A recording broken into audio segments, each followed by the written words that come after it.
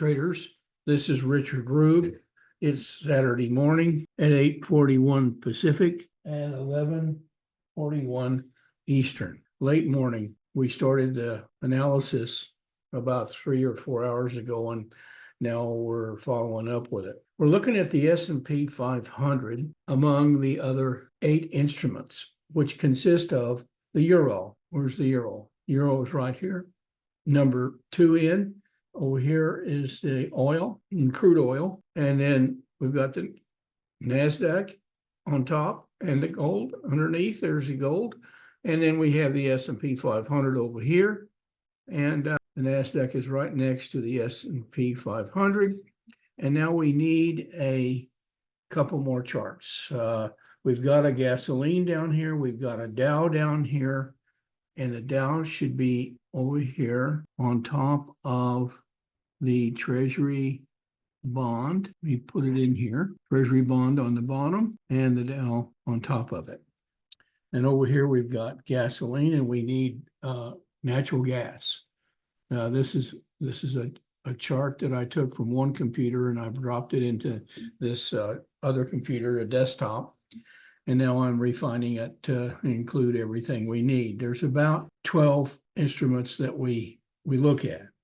We only forecast 3 or 4, a minimum of 2 and a maximum of 4 out of the 12 each week. We don't do all 12, because it's too much work. It's too much to follow through on. It's too much to watch over the week. So we pick the 4 that are the most active generally, and that will go the furthest possibly. Those 4 always consist of crude oil, euro currency, gold, the S&P 500, and occasionally contain the Dow, the Treasury bond and or the Treasury note, gasoline and natural gas, silver, the pound, and the Australian. There's others, but those are all I'm going to mention at this time. Too much information is no information. So we're going to focus on oil, euro, gold, the S&P primarily. Secondarily, we'll look at the Nasdaq. We'll look at the Treasury bond, mention the Dow, the gasoline, and natural gas. So now I need a couple more charts. So let me add a couple of charts. I need about 3 new charts, maybe 5. There's that. We only need to look back 50 days. There's the Nasdaq again. I want it to be the NG, so I'm going to put the G in there. So now it's the natural gas. Let's put it down here on top of the gasoline, and we'll save this workspace again as 10 WARF 240 minute, 1 screen, 8 charts, but it's going to be 12 charts. So let's change that 10 to 12 charts. Okay, now we need the Treasury note and a couple of interest rates and so forth, and the Australian dollar. So we're going to bring in about, now this is going to be our silver. And I kind of have to make that one. For some reason, it's not on here.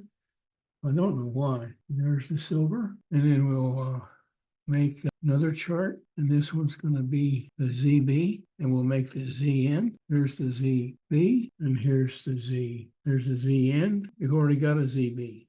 So we'll make this. We got silver here. We're going to make this one the micro. Going down to micro and get the 10-year note. So now we want to look at ZN, because we want to look at the ZN side by side. There's the ZN and the 10-year note. 10-year note, ZN, 6B, the silver. And over here we've got the YM. And underneath we got the ZB. Well, let's save this workspace. Number 10, 27 with 12 charts. Save. Now that other workspace that we started with down here, we'll delete it because it's a backup. We're not going to delete it. We're just going to take it down. Okay, that should do it for now. I'm signing off, and I'll be back later to do some more.